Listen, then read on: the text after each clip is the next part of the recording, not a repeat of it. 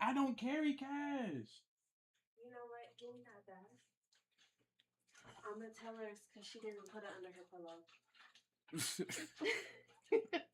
Or get some cash. God damn.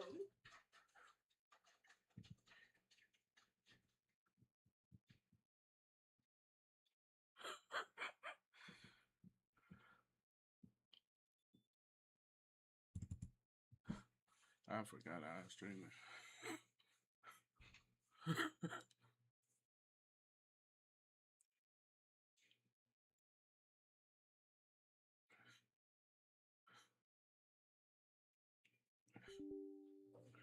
Oh my god.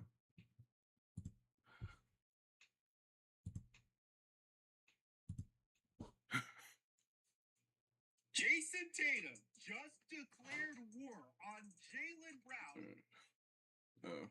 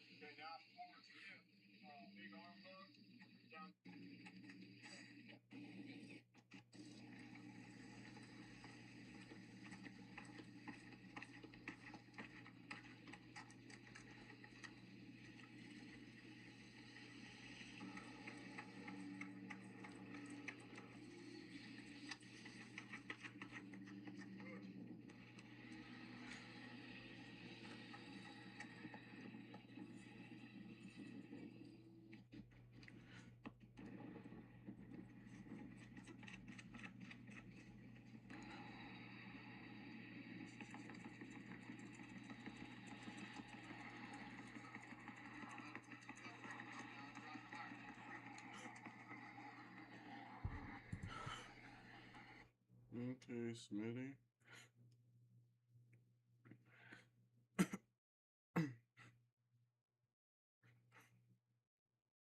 Do I want to watch the Eagles?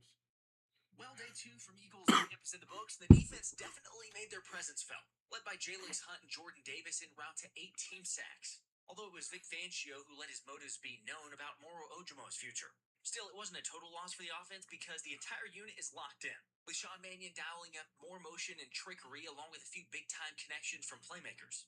In this video, I'll get you caught up on everything you may have missed, plus look into why everyone's talking about Jalen Hurts looking much faster. Yeah, that's certainly going to help the offense, and the hype there just keeps building. So let's talk about that and everything else around the Birds. But first, let's run it. There's a lot more to it than I guess I thought an offensive coordinator can bring to the table, and yeah, I've just been blown away by that evil genius.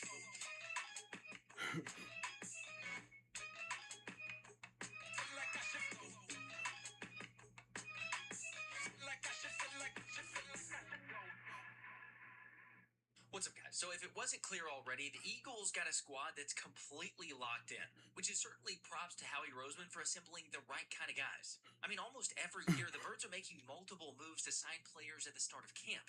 Yet, as Anthony DeBona brought up, they've yet to sign anyone in the first couple days of camp.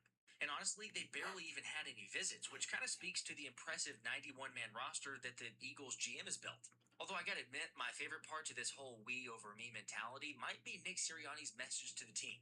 Being faithful in the small things. Being faithful in the small things. Focusing, here are the highlights of this chapter. Focus on the small things. Focus on the things that you can control. Well, what can I start thinking? Well, what can we control? Effort. Right? Effort, your conditioning. Right, Jalen? What'd your dad used to say? Effort's free. It's free. Effort's free. I've been starting to say that to my son. Effort's free. Right? Conditioning is free. All these other things takes a lot of talent. Effort, conditioning, free. Right? What else are the small things? Right? Knowing your assignment. Same page. Block destruction, tackling, strip attempts, blocking, catching, ball security. Right? All those things. Right? And I'm setting the stage of what you already know. You're going to hear this 1,000 times through training camp and 10,000 times throughout the year. Right? Of us continuing to talk about. These are the small things. Right? Now, the problem sometimes with small things, here's the only problem with the small things sometimes. It's not sexy. And it's often boring. It's boring. It's monotonous. It's not sexy, right? All those things. And it's in conflict with our society because they want to see the big sexy. But being faithful, right, in the small things, that's where your strength lies. Everybody wants to be great until it's time to do what greatness takes. Love that. Effort's free and conditioning's free. And if we're keeping it real, Jalen Hurts 100% subscribed to that notion ahead of camp because the dude looks to be in incredible shape, with multiple beat writers echoing they've noticed the same thing from the Jefferson complex. Oh, geez, look at the butt on that. Look, I don't blame you if you're thinking it's overkill just from a few clips that we've seen, not even in pads yet. Although we're talking about several beat writers now emphasizing how QB1 appears to be as lean as he's ever been and as explosive as he's ever been. Like, that's not an insignificant takeaway from camp. After all, an explosive Hurts is the best kind of Hurts, since when you think about it, it really set the table for the Birds' offense. And even more so with a new system under Sean Mannion. Again, full picture, the main emphasis for this season is going to be under center with play action and naked bootlegs. So if Jalen's able to stress the defense and pick up first downs with his legs, then that'll only pay dividends in the passing game.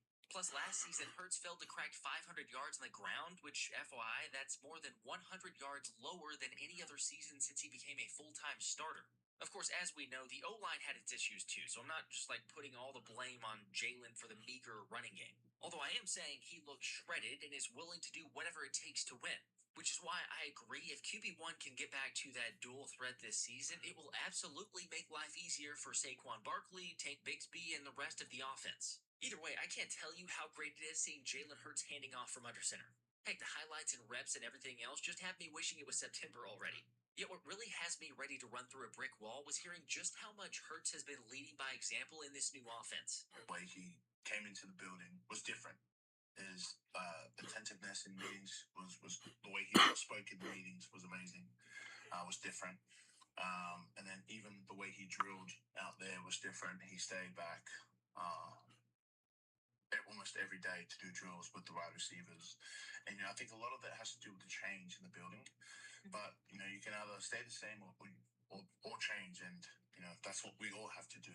But it was just amazing seeing QB1 do it and leading from the front and seeing that this change is good for us. Because myself and Lane, we've always known, and even I guess you could say Dallas, but Dallas is tight end, so he has to run routes. But we've known the same. We've had the same run scheme for 9 years straight.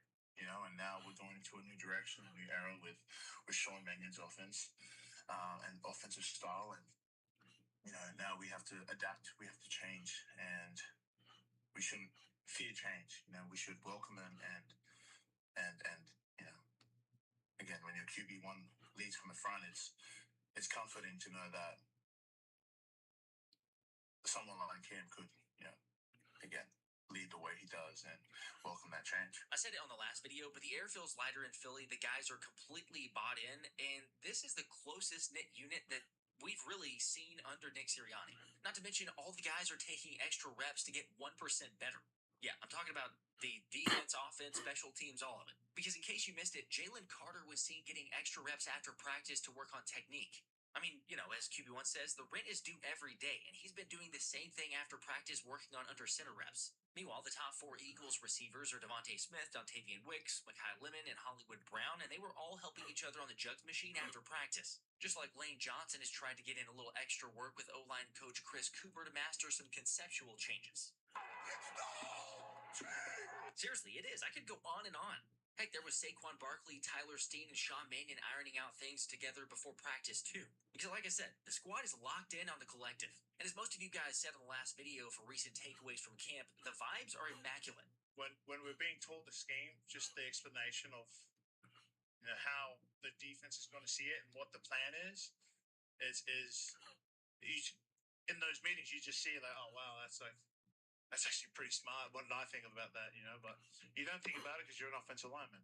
So it's when you get to come out here, you run the plays, and you may not like understand it at the time, and then when you go through the meetings and he breaks down everything, like there's a purpose to everything in the play, and then you see it unfold and you see the defense like kind of confused, like, okay, who's covering who now in this motion? How does that affect the D-line and the O-line? How does the run still, even like teaching the O-line on some of the concept, this is how you should run.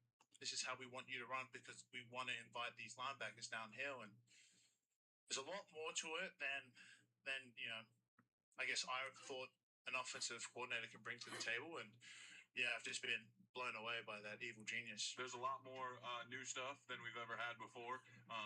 But yeah, there's certain things that Smitty does well that we're gonna let him do. We're gonna find ways to get touches that way. But no, I think the coaches are really That's good. kind of tough in the you know, background too. implementing new stuff, but also That's a trying to vibe in the get it to us so we background. can play fast and play free. And I just I need think my it'll just help everybody pictures. else. You know, I think the Alright, only nah, regret from I'm the Birds by the end of this season is going to be realizing they should have switched to this kind of scheme a lot earlier. Still, you hear how different that is compared to seasons of the past? By the way, last chance to win this signed Saquon Barkley helmet here. All you got to do is like the video, hype it if you can, and then leave a comment because I'm going to pick a winner on the upcoming video. And speaking of Saquon, the usage is going to be much improved for Alright, him go this on year there. and probably the same for Tank Bigsby. If the running game gets back to being the most explosive and like the highest success rate unit in the league, then that makes the passing game that much easier. Like it changes the math.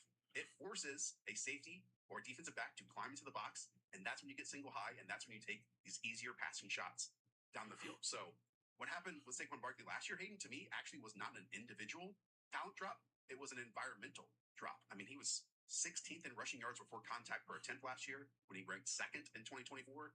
Despite that, he still ranked 7th in explosive runs last year with 58. He was second in that mark in 2024 with 77.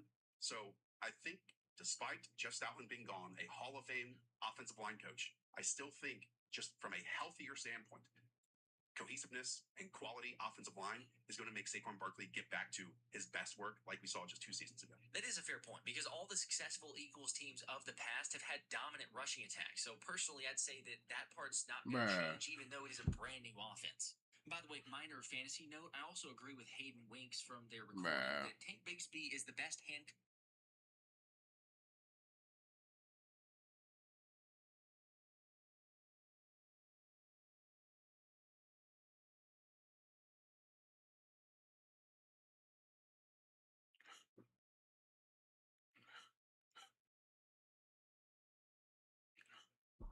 This nigga lied to me.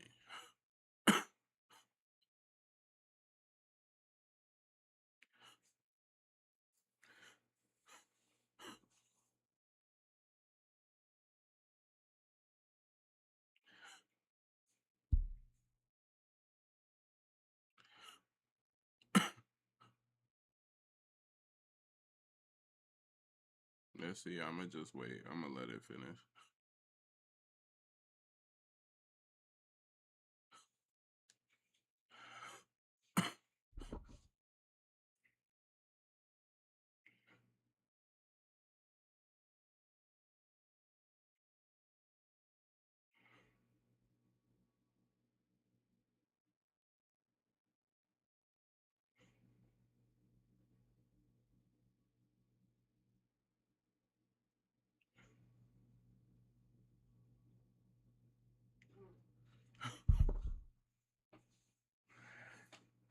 Damn. Let me.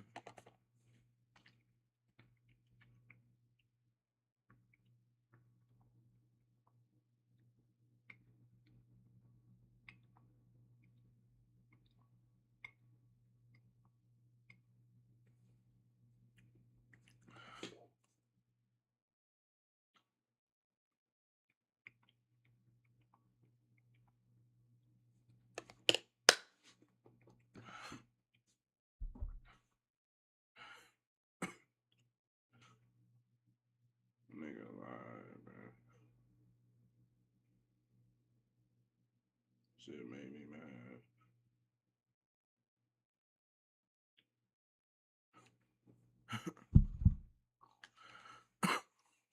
Lying ass nigga, man. Shit pissed me off.